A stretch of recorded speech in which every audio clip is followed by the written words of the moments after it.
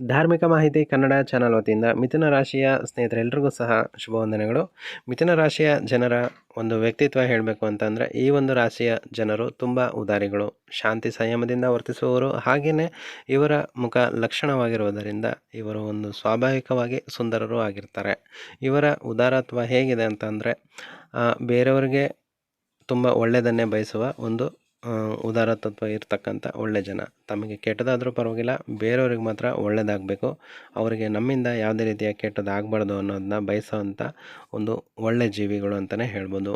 ಈ ಒಂದು ಮಿಥುನ ರಾಶಿಯ ಒಳ್ಳೆ ಜನರಿಗೆ ಈ ನವೆಂಬರ್ ಮಾಸದ ಭವಿಷ್ಯ ಹೇಗಿದೆ, ಯಾವ ದಿನ ನಿಮಗೆ ಒಳ್ಳೆಯದಿದೆ, ಯಾವ ದಿನ ಕೆಟ್ಟದಾಗುತ್ತೆ ಅನ್ನೋದ ಒಂದು ಮುನ್ನೆಚ್ಚರಿಕೆಯಾಗಿ ಈ ಒಂದು ಮುನ್ಸೂಚನೆಗಳ ಒಂದು ವಿಡಿಯೋನ ನಾನು ಮಾಡ್ತಾಯಿದ್ದೀನಿ. ಸೊ ಈ ಒಂದು ವಿಡಿಯೋದಲ್ಲಿ ನವೆಂಬರ್ ತಿಂಗಳಲ್ಲಿ ನೀವು ಯಾವ ದಿನ ನಿಮಗೆ ಒಳ್ಳೆಯದಾಗುತ್ತೆ, ಯಾವ ದಿನ ನಿಮಗೆ ಕೆಟ್ಟದಾಗುತ್ತೆ, ಮತ್ತು ಯಾವ ರೀತಿಯ ನೀವು ಮುನ್ನೆಚ್ಚರಿಕೆಗಳನ್ನು ತೆಗೆದುಕೊಳ್ಬೇಕು ಅನ್ನೋದನ್ನು ವಿಡಿಯೋದಲ್ಲಿ ನೋಡ್ತಾ ಹೋಗೋಣ. ಓಕೆ, ಬನ್ನಿ. ಮಿಥುನ ರಾಶಿಯ ಜನರಿಗೆ ಈ ಒಂದು ನವೆಂಬರ್ ತಿಂಗಳಲ್ಲಿ ಹಣಕಾಸಿನ ಯಾವುದೇ ಅಡಚಣೆ ಇರೋದಿಲ್ಲ. ನಿಮಗೆ ವ್ಯಾಪಾರ ಅಭಿವೃದ್ಧಿಗಳು ತುಂಬಾ ಅಭಿವೃದ್ಧಿ ಇರುತ್ತೆ. ವ್ಯಾಪಾರ ಮತ್ತು ಉದ್ಯಮಗಳಲ್ಲಿ ಅಭಿವೃದ್ಧಿ ತುಂಬಾ ಇರುತ್ತೆ. ಹೋದ ತಿಂಗಳು ಕಳೆದ ತಿಂಗಳಿಗಿಂತ ಈ ತಿಂಗಳು ಇನ್ನೂ ಜಾಸ್ತಿನೇ ಅಂತಲೇ ಹೇಳ್ಬೋದು. ಇನ್ನು ಆರೋಗ್ಯ ವಿಚಾರದಲ್ಲಿ ಬಂದರೆ ನೀವು ತುಂಬಾ ಹುಷಾರಾಗಿರಬೇಕು. ನವೆಂಬರ್ ತಿಂಗಳ ಮೊದಲ 3 ವಾರ ಏನಿದೆ, ನಿಮ್ಮ ಆರೋಗ್ಯದಲ್ಲಿ ತುಂಬ ಸಮಸ್ಯೆ ಕಾಣೋಂಥ ಒಂದು ಸಂಭವ ಇದೆ. ಸೊ ಮೊದಲನೇ 3 ವಾರ ಏನಪ್ಪ ಅಂತಂದರೆ, ಎಕ್ಸಾಂಪಲ್ ಹೇಳಬೇಕಂದ್ರೆ ಗೃಹಿಣಿಯರು ಅಥವಾ ಹೌಸ್ ವೈಫ್ ಏನಾಗಿರ್ತಾರೆ, ಇವರಿಗೆಲ್ರಿಗೂ ಸಹ ವರ್ಕ್ ಪ್ರೆಷರ್ ಅಂದರೆ ಕೆಲಸದ ಒತ್ತಡ ಜಾಸ್ತಿ ಇರೋದ್ರಿಂದ, ವರ್ಕ್ ಪ್ರೆಷರ್ ಜಾಸ್ತಿ ಇರೋದ್ರಿಂದ ನಿಮಗೆ ಸಣ್ಣ ಪುಟ್ಟ ತಲೆನೋವಾಗಲಿ, ಜ್ವರ, ಶೀತ ಈ ಥರ ಏನಾದರೂ ಒಂದು ಕಾಯಿಲೆಗಳು ಬಂದೇ ಬರುತ್ತೆ. ಇದು ನವೆಂಬರ್ ತಿಂಗಳ ಕೊನೆಯ ವಾರದಲ್ಲಿ ಕ್ರಮೇಣ ಕಡಿಮೆ ಆಗ್ತಾ ಬರುತ್ತೆ. ಬಟ್ ಮೊದಲ 3 ವಾರ ಏನಿದೆ, ಆರೋಗ್ಯದ ಸಮಸ್ಯೆ ತುಂಬಾ ಇರುತ್ತೆ. ಇನ್ನು ವಿದ್ಯಾರ್ಥಿಗಳಿಗೆ ಹೇಳಬೇಕು ಅಂತಂದರೆ, ಅವರ ಓದಿನ ಕಡೆ ಹೆಚ್ಚಿನ ಗಮನ ಕೊಡಬೇಕು. ಅವರು ಓದುವಂಥ ಹೆಚ್ಚಿನ ಗಮನ ಕೊಟ್ಟಿರೋದ್ರಿಂದನೇ ಅಥವಾ ಎಕ್ಸಾಮ್ಸು ಇವು ಇರೋದ್ರಿಂದನೇ ಅವರು ಪ್ರೆಷರ್ ಹಾಕ್ಕೊತಾರೆ. ಸೊ ಅವರು ಓದೋದ್ರ ಬಗ್ಗೆ ಜಾಸ್ತಿ ಪ್ರೆಷರ್ ಹಾಕ್ಕೊಳ್ಳೋದ್ರಿಂದ ಅವ್ರಿಗೂ ಕೂಡ ಸಣ್ಣ ಪುಟ್ಟ ತಲೆನೋವು, ಕಣ್ಣು ಈ ಥರ ಒಂದು ಪ್ರಾಬ್ಲಮ್ ಆಗೋಂಥ ಸಂಭವ ಇದೆ. ಅದನ್ನು ನೀವು ಕೇರ್ಫುಲ್ಲಾಗಿ ಹ್ಯಾಂಡಲ್ ಮಾಡಬೇಕಾಗತ್ತೆ.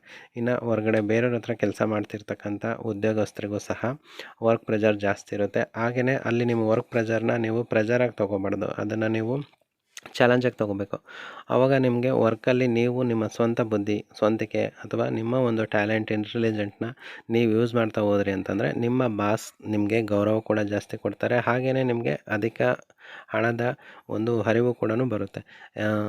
ಕೆಲವೊಂದು ಗಾರ್ಮೆಂಟ್ಸಲ್ಲಿ ವರ್ಕ್ ಮಾಡ್ತಿರ್ತಕ್ಕಂಥ ವ್ಯಕ್ತಿಗಳಾಗಿರ್ಬೋದು, ಅಥವಾ ಬೇರೆ ಪಾರ್ಟ್ ಟೈಮ್ ಜಾಬ್ ಮಾಡ್ತಿರ್ತಕ್ಕಂಥ ವ್ಯಕ್ತಿಗಳಾಗಿರ್ಬೋದು, ನೀವು ಎಕ್ಸ್ಟ್ರಾ ವರ್ಕ್ ಅಂದರೆ ಎಕ್ಸ್ಟ್ರಾ ಎಫರ್ಟ್ ಹಾಕಿ ನೀವು ನಿಮ್ಮ ಓನ್ ಸ್ಕಿಲ್ನ ಯೂಸ್ ಮಾಡಿ ಕೆಲಸ ಮಾಡೋದ್ರಿಂದ ನಿಮಗೆ ಅದಕ್ಕೆ ಲಾಭ ಆಗೋಂಥ ಚಾನ್ಸಸ್ ಕೂಡ ಜಾಸ್ತಿ ಇದೆ. ಇನ್ನು ಸ್ವಂತ ಉದ್ಯಮ, ನೀವೇನಾದರೂ ಪ್ರಾವಿಷನ್ ಸ್ಟೋರ್ಸ್ ಆ ಥರ ಏನಾದರೂ ಇಟ್ಕೊಂಡು, ಅಥವಾ ನೀವೇನಾದರೂ ಬೇರೆ ವ್ಯವಹಾರ ಮಾಡ್ತಾಯಿದ್ದೀರಾ ಅಂತಂದರೂ ಕೂಡ ನಿಮಗೆ ಈ ಒಂದು ತಿಂಗಳಲ್ಲಿ ಲಾಭದ ನಿರೀಕ್ಷೆ ನೀವು ಮಾಡ್ಬೋದು. ಅತಿ ಹೆಚ್ಚಿನ ಲಾಭನೇ ನಿಮಗೆ ಬಂದೇ ಬರುತ್ತೆ. ಹಣದ ವಿಚಾರದಲ್ಲಿ ಈ ಒಂದು ತಿಂಗಳು ನಿಮಗೆ ಯಾವುದೇ ರೀತಿಯ ತೊಂದರೆ ಕಾಣೋದಿಲ್ಲ. ಇನ್ನು ಮಿಥುನ ರಾಶಿಯ ವ್ಯಕ್ತಿಗಳಿಗೆ ಈ ತಿಂಗಳಲ್ಲಿ ಬರ್ತಕ್ಕಂಥ ಸಮಸ್ಯೆಗಳು ಯಾವುದಪ್ಪ ಅಂತಂದರೆ, ನೀವು ಯಾರಿಗಾದರೂ ಸಾಲ ಕೊಡಿಸಿ, ನಾಮಿನಿಯಾಗಿ ಸಾಲ ಏನಾದರೂ ಕೊಡಿಸಿದ್ರಿ ಅಂತ ಅಂದರೆ, ಅಲ್ಲಿ ನಿಮಗೆ ಸಮಸ್ಯೆ ಆಗೋಂಥ ಒಂದು ಸಂಭವ ತುಂಬ ಇದೆ. ಏಕೆ ಅಂತಂದರೆ, ನಿಮ್ಮ ಹೆಸರಲ್ಲಿ ಸಾಲ ತೊಗೊಂಡಿರ್ತಕ್ಕಂಥ ವ್ಯಕ್ತಿಗಳು ಸಾಲನ ವಾಪಸ್ ಕಟ್ಟೋದಿಲ್ಲ ಅವರು.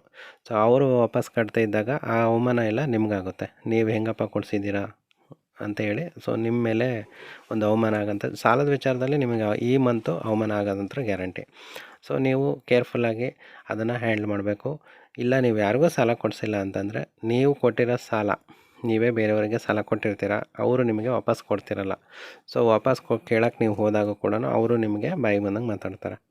ಸೊ ಈ ಥರನೂ ಕೂಡ ಅವಮಾನ ಆಗ್ಬೋದು. ಅಥವಾ ನೀವು ಯಾರಿಗೂ ಸಾಲ ಕೊಟ್ಟಿಲ್ಲ, ನೀವೇ ಸಾಲ ಇಸ್ಕೊಂಡಿದ್ದೀರ, ಅದನ್ನು ನೀವು ವಾಪಸ್ ಕೊಡಬೇಕು ಅಂತ ಅಂದಾಗೂ ಕೂಡ ಅಲ್ಲಿ ನೀವು ಸ್ವಂತ ನಿಮ್ಮ ಉದ್ಯಮ ಮಾಡೋಕ್ಕೆ ಅಥವಾ ವ್ಯಾಪಾರಕ್ಕೆ ಏನೋ ಒಂದು ಸಂಬಂಧಪಟ್ಟಿರೋ ವಿಷಯಕ್ಕೆ ನೀವು ಸಾಲ ತೊಗೊಂಡಿದ್ದೀರಾ ಅಂತಂದರೆ, ಆ ಒಂದು ಸಾಲನ ವಾಪಸ್ ಕೇಳೋಕ್ಕೂ ಕೂಡ ನಿಮ್ಮ ಮನೆ ಬಾಗಿಲಿಗೆ ಬರ್ತಾರೆ.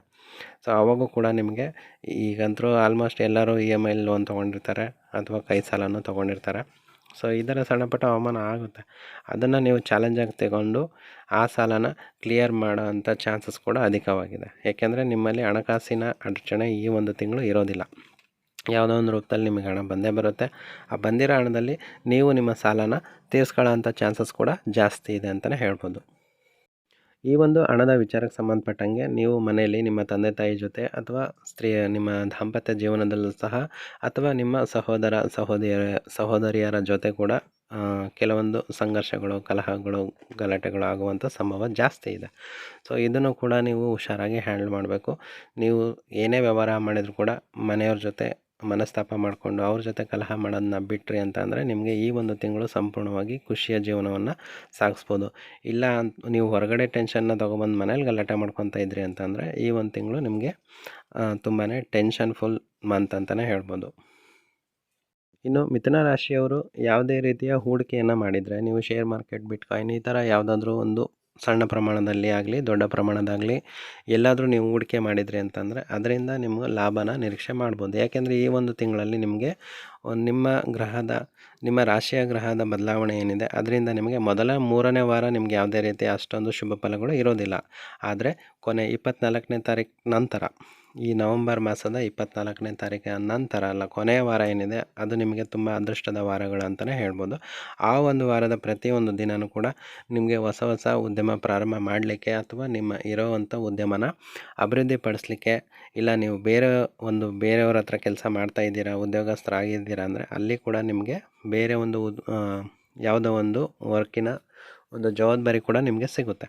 ಅದನ್ನು ನೀವು ನಿಮ್ಮ ಸ್ವಂತ ಸ್ವಂತ ಯೋಚನೆ ಮಾಡಿಬಿಟ್ಟು ನೀವು ನಿಮ್ಮ ಒಂದು ಕ್ರಿಯೇಟಿವಿಟಿನ ಯೂಸ್ ಮಾಡಿ ನೀವು ಅಲ್ಲಿ ವರ್ಕ್ ಮಾಡೋದ್ರಿಂದ ನಿಮಗೆ ಹೆಚ್ಚಿನ ಮರ್ಯಾದೆ, ಗೌರವಗಳು ಸಿಗುತ್ತೆ. ಹಾಗೆಯೇ ಹಣದ ಒಂದು ಅವಕಾಶಗಳನ್ನು ಜಾಸ್ತಿ ಇದೆ, ಹಣ ಸಿಗುವಂಥ ಅವಕಾಶ ಕೂಡ ಜಾಸ್ತಿ ಇದೆ ನಿಮಗೆ.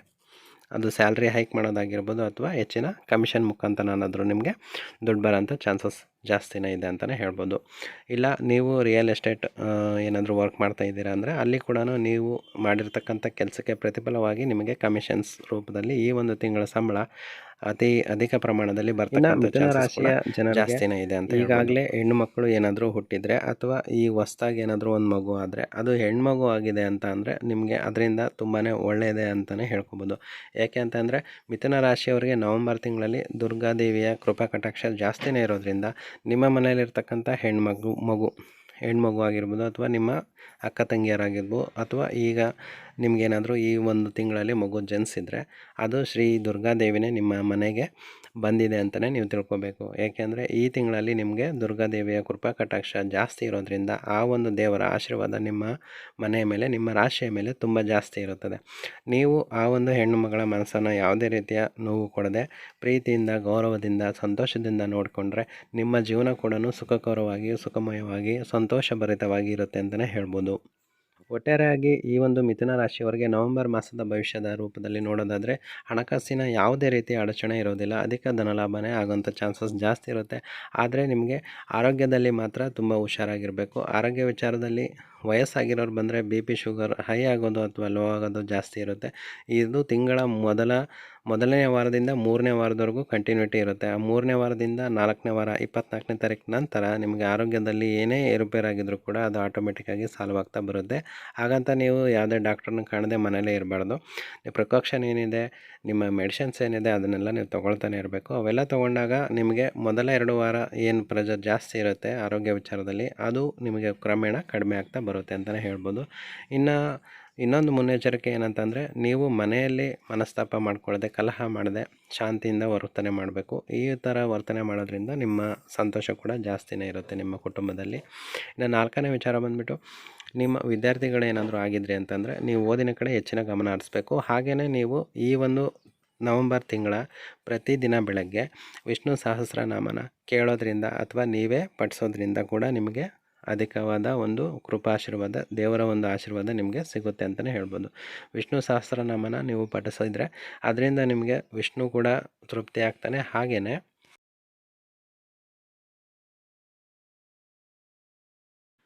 ಆ ಒಂದು ದೇವರ ಸಂಪೂರ್ಣ ಆಶೀರ್ವಾದ ನಿಮ್ಮ ರಾಶಿಯ ಮೇಲೆ ಇರುತ್ತೆ ಅಂತಲೇ ಹೇಳ್ಬೋದು.